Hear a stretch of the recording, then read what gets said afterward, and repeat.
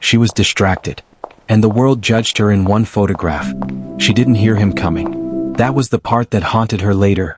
Not the cameras, not the headlines, not even the kiss itself. It was the silence right before.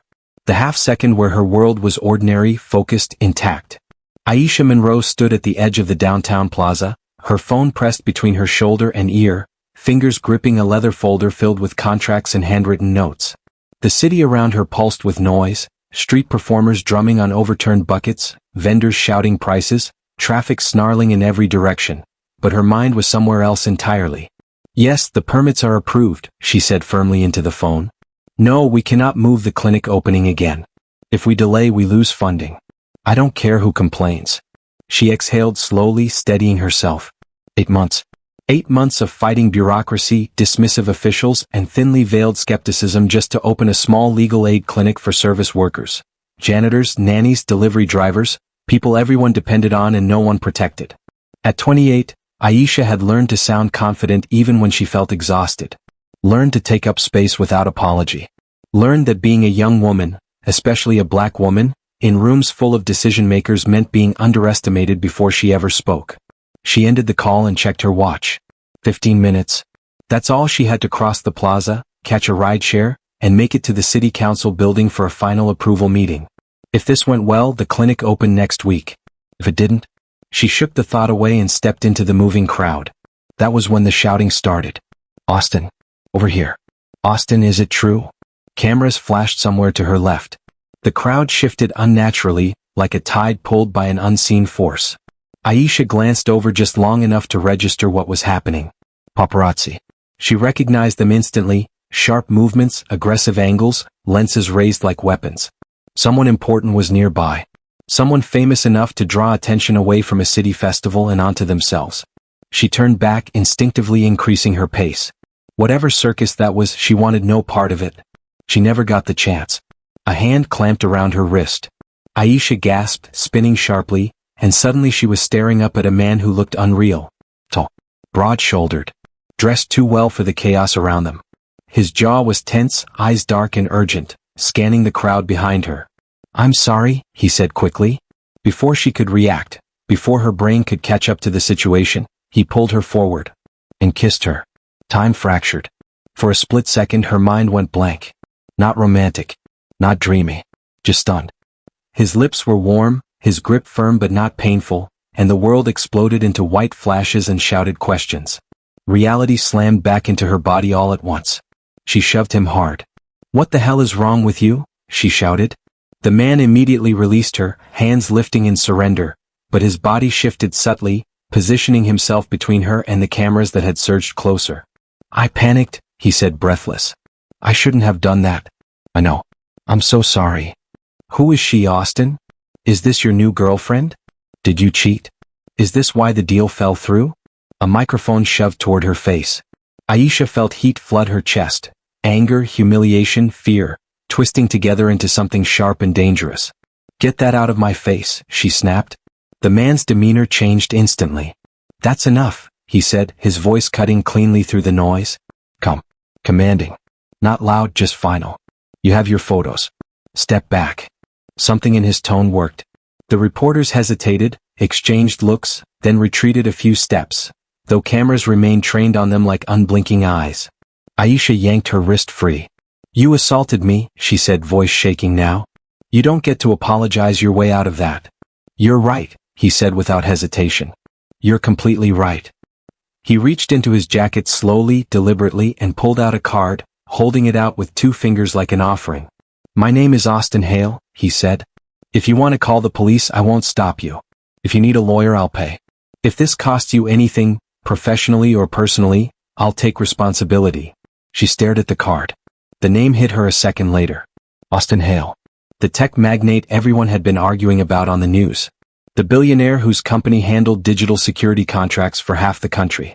The man praised as a genius and criticized as ruthless. She pushed the card back into his chest. "I don't want your money," she said. "I want you to never do that to anyone again." His jaw tightened, not defensively but with something that looked like shame. "I won't," he said quietly. "And I know that doesn't undo what I did." The crowd noise swelled again as attention drifted elsewhere. The moment was passing, but the damage was already done. Aisha bent to retrieve her folder, papers scattered and bent. Her hands trembled. "I need to leave," she said. "Now." "I'll walk with you," Austin said immediately. At a distance. Please. Let me explain while we walk. Then I'll disappear." She hesitated. Every instinct screamed no. But another voice, practical, exhausted, painfully familiar, reminded her that the cameras were still watching. That refusing might turn into another headline. Another narrative she didn't control. "5 minutes," she said. "You talk. You don't touch me." "Understood." They walked. "I'm being followed non-stop," he said quietly. "I thought blending into the festival would work. It didn't. I saw them closing in and I made the worst possible decision." "That decision involved my body," Aisha shot back. "I know." They reached the corner where she needed to turn. She stopped. "This ends here," she said. He nodded. "If the photos cause problems, my team will help protect you. I'll make sure of it." She didn't respond. She turned and walked away. By the time she reached the council building, she had convinced herself she could compartmentalize. Focus. Perform. When. The meeting went well. Too well. Approval granted. Congratulations exchanged. Smiles all around. She should have felt victorious. Instead, her phone buzzed. A text from an unknown number. "You need to see this. Please call me. Lena, Public Relations." Her stomach dropped. She opened her browser. The image was everywhere. The angle was perfect. Deceptive. It made the moment look mutual. Intimate. Chosen. Billionaire Austin Hale spotted in public embrace with mystery woman. Aisha stared at the screen, pulse roaring in her ears. In one photograph, the world had decided who she was. And she had never felt more powerless. The lie went viral. And the truth was conveniently ignored. By morning, the story no longer belonged to her. Aisha woke to the sound of her phone vibrating non-stop on the nightstand. Calls, texts, notifications stacking faster than she could clear them. For a moment, still half asleep, she thought something had happened to the clinic. A permit revoked. A donor backing out. Then she saw the headlines. Who is she? Mystery woman captures billionaire's heart. Power couple alert. Austin Hale moves on fast. Her name wasn't mentioned yet, but her face was everywhere. Cropped. Zoomed. Annotated by strangers who had never heard her voice but felt entitled to define her. She sat up slowly, nausea curling in her stomach. The photo, that photo, was everywhere. From every angle. Paused at the exact moment that made it look mutual. Romantic. As if she had leaned in willingly, eyes closed in desire rather than shock. No headline mentioned the word consent. No caption asked if she had agreed. Her phone rang again. This time she answered. Aisha, her mother's voice came through tight with worry. Why am I seeing you on the news? Aisha closed her eyes. It's not what it looks like, she said quietly. That's what scares me, her mother replied. Because it never is. After hanging up, Aisha sat in silence, staring at the wall as the weight of it settled in. She had spent years building her reputation carefully. Law school, pro bono work, late nights, thankless cases. She had been meticulous because women like her didn't get second chances. And now, overnight, she had been reduced to a rumor.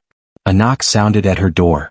She opened it to find Maya, her colleague, her friend, the only other attorney at the clinic who knew just how fragile everything was right now. You're trending, Maya said flatly, stepping inside. That's not a compliment. I didn't ask for this, Aisha said. I know. But that's not how it's being framed. Maya pulled out her tablet and showed her the comments. She knew exactly what she was doing. Another gold digger. Funny how women cry victim until the money shows up. Aisha felt something inside her harden. What about him? She asked. What are they saying about him? Maya snorted. That he's finally happy. That you saved him from heartbreak. That you're lucky. Lucky. As if being grabbed in public had been a gift. Her phone buzzed again, this time with an email from the city clerk. Subject. Community Legal Aid Clinic. Her chest tightened as she opened it. Due to recent public attention surrounding your personal conduct, the council has requested a brief review before finalizing the partnership. We will be in touch. Aisha stared at the words until they blurred. They're reconsidering, she whispered. Maya swore under her breath. That's illegal. They approved you. They can delay, Aisha said hollowly. Delay kills momentum. Delay costs money. All because of a lie she never told. Across town, Austin Hale sat in a glass-walled conference room, his phone face down on the table as his public relations team argued around him. "We control the narrative," Lena said firmly. "We keep it romantic. The public loves a redemption arc." "She didn't consent," Austin said, his voice sharp. The room went quiet. Lena sighed. "I understand that. But if we open that door publicly, it becomes a legal and reputational nightmare. For both of you. She's already paying for my mistake," he snapped. "Her project is being threatened." "That's unfortunate," another executive said carefully. "But right now you're the brand." Austin stood abruptly. "No," he said. "I'm the problem." He left the room without waiting for permission. By afternoon, Aisha's phone rang with a number she recognized. "I don't want to talk," she said before Austin could speak. "I know," he replied. "But please listen." Silence stretched. "They're reviewing the clinic," she said finally. "Because of you." "I'll fix it," he said immediately. "You can't fix this with money." "I know," he said quietly. "That's why I'm asking you, not my team, what you want." She laughed bitterly. "I want my life back." "I can't undo what happened," he said. "But I can stop lying about it." Her breath caught. "What does that mean?" "It means telling the truth," he said. "Publicly. That I crossed a line. That you didn't consent. That the story everyone's enjoying is wrong." Aisha felt a flicker of something, hope maybe, but it was quickly smothered by reality. "They'll destroy you," she said. "And they'll still blame me." "Then let them try," he replied. "I won't let you carry this." She didn't answer right away. She had learned the hard way that powerful men often promised accountability when it cost them nothing. "What if I say no?" she asked. "Then I'll still do it," he said. "Because it's the right thing." That surprised her. "I'm meeting with the council tomorrow," she said. "If they pull the plug." "They won't," he said. "Not after tomorrow." That night, Aisha sat alone at her kitchen table, drafting a statement she wasn't sure she'd ever release. She wrote about consent. About power. About how easily a woman's silence was rewritten as desire. She didn't send it. Instead she slept. The next morning, Austin Hale stood in front of a podium, cameras flashing, reporters buzzing with anticipation. "This isn't a relationship announcement," he said before anyone could ask a question. The room stilled. "The woman in those photos did not consent to being kissed," he continued. "I acted without thinking and I was wrong." Gasps rippled through the crowd. "She owes me nothing," he said firmly. "Not gratitude. Not silence. And any harm caused to her reputation or work is my responsibility." The internet exploded. Some praised him. Others accused him of damage control. And predictably, many still turned their anger toward Aisha. But something had shifted. The lie had cracked. That afternoon, Aisha walked into the council building with her head held high.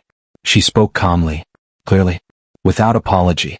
She explained her work, her mission, the harm delay would cause. When she finished, the room was silent. Finally, the chair cleared his throat. "The review has been concluded," he said. "The approval stands." Aisha exhaled, slowly, shakily. Justice hadn't come loudly. But it had come. Outside, reporters waited. Aisha walked past them without stopping. For the first time since the photo went viral, she felt like herself again. They tried to silence her. But power doesn't always look loud. The approval should have been the end of it.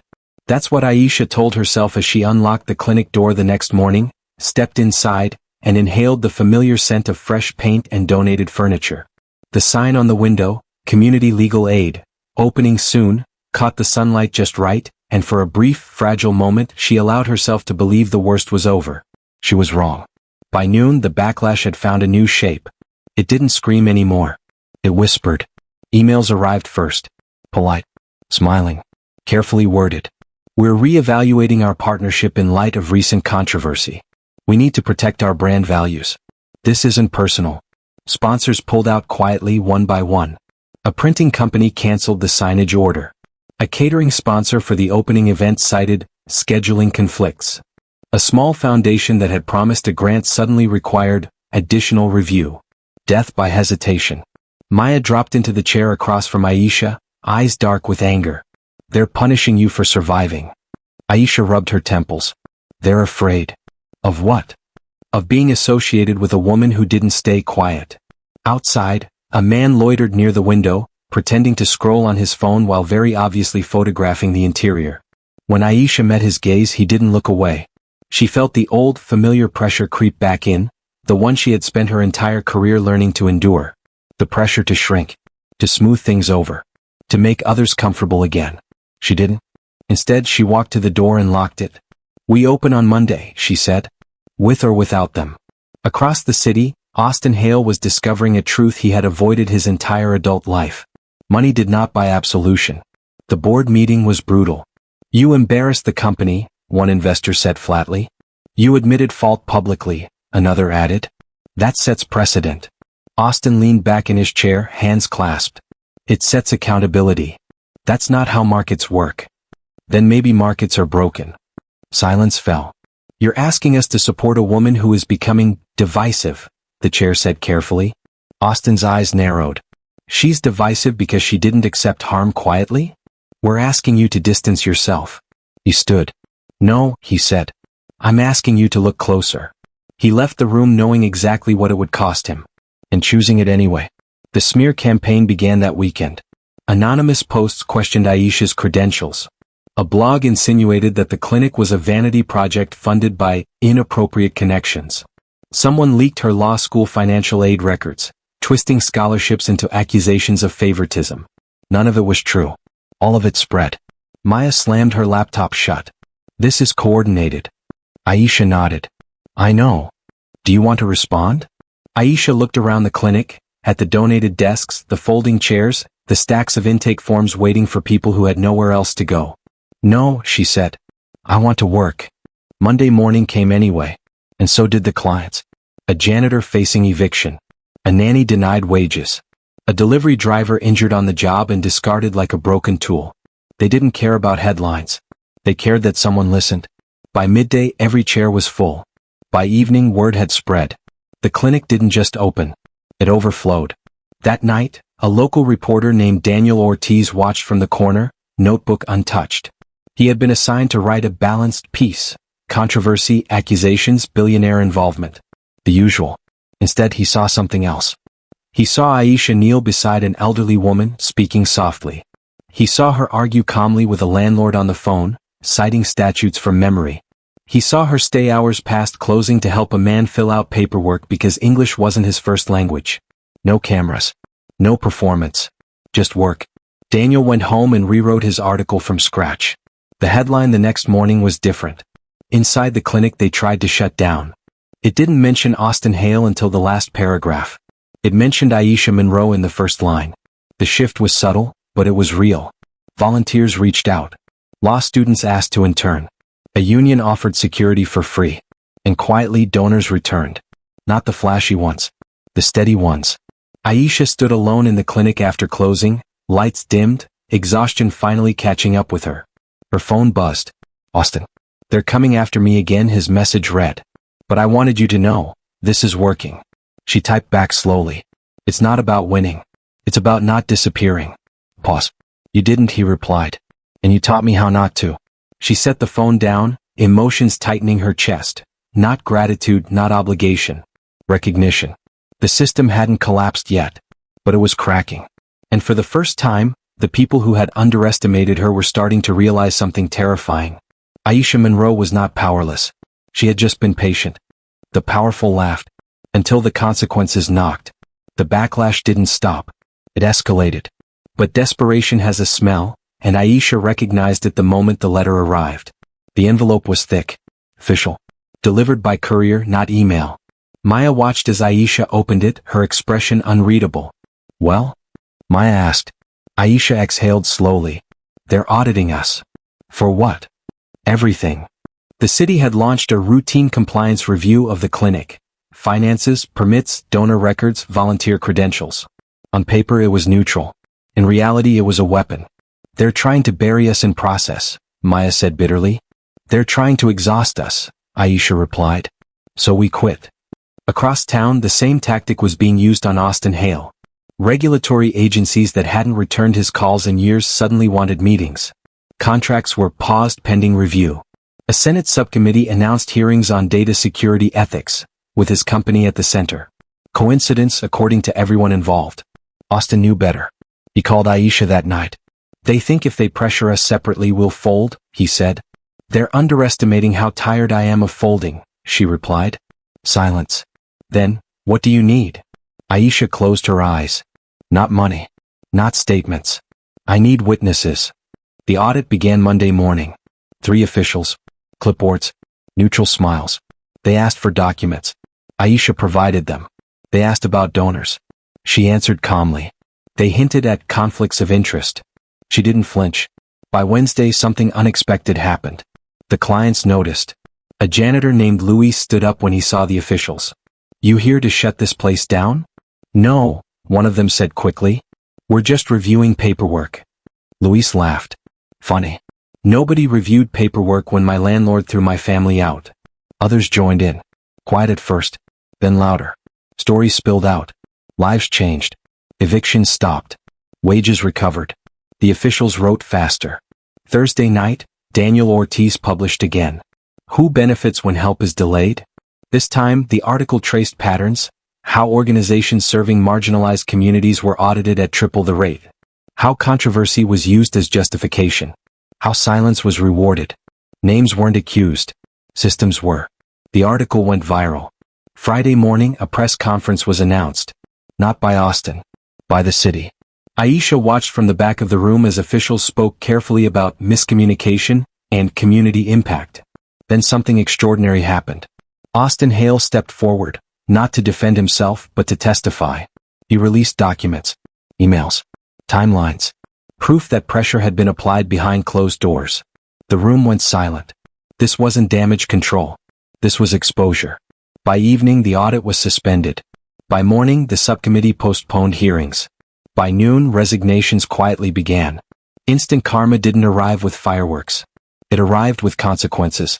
Aisha stood outside the clinic as volunteers painted a new mural on the brick wall, bright, unapologetic, alive. Austin approached, hands in his pockets. "They underestimated you," he said. She smiled faintly. "They always do." "No," he corrected gently. "They underestimated what happens when power tells the truth instead of protecting itself." She met his eyes. "This doesn't make us a story," she said. "No," he agreed. "It makes us accountable." The crowd dispersed. The cameras moved on. But something remained. Respect. They tried to control the story. But justice doesn't need permission. The city moved on faster than Aisha expected. That, she learned, was how systems survived, by shedding controversy like dead skin and pretending nothing had ever been wrong. Headlines shifted. New scandals replaced old ones. The same people who had hesitated, delayed, and quietly obstructed her work now smiled politely in passing, as if they had always been supportive. Aisha didn't correct them. She didn't need to. The clinic spoke for itself. 3 months after opening, every appointment slot was filled weeks in advance. Volunteer attorneys rotated in shifts. Law students competed for internships not because it looked good on resumes, but because the work mattered. And the people who came through the doors, people who had been ignored for years, walked out standing straighter. That was the victory no headline could capture. Austin Hale's reckoning was quieter but deeper. He stepped down as CEO. The announcement shocked the business world. In his statement, he didn't mention scandal or pressure. He talked about responsibility. About power without accountability being meaningless. About realizing too late that silence had protected harm. The board scrambled. Analysts speculated. Austin didn't comment. Instead, he redirected his shares into a trust. One that funded digital privacy education, legal access programs, and independent oversight. He didn't brand it with his name. That mattered more than anyone noticed. Aisha and Austin didn't become a couple. That disappointed the internet. They became something rarer. Allies. They met occasionally, at community forums, policy discussions, quiet dinners where no one was watching. There was respect there. Boundaries. An understanding forged not by attraction but by accountability. One evening, as they walked past the clinic mural glowing under streetlights, Austin stopped. "I never thanked you," he said. "You apologized," Aisha replied. "That mattered more." He nodded. "You didn't owe me anything. But you showed me how to stand still and let the truth catch up." She smiled softly. "And you proved that accountability doesn't make you weak." They stood there for a moment, two people the world had tried to turn into a spectacle, now just human again. Months later, a young woman approached Aisha after a workshop. "I saw what they did to you," she said quietly. "I saw how they tried to change the story. Aisha waited. It helped me speak up, the woman continued. And my job. I didn't stay quiet this time. Aisha felt her throat tighten. That's how it spreads, she said gently. Not through revenge. Through courage. The photograph still existed. It always would. But it no longer defined her. People knew the rest now. They knew the truth had layers. That power could be confronted. That consent mattered. That silence was not agreement. And that instant karma doesn't always look like punishment. Sometimes it looks like growth.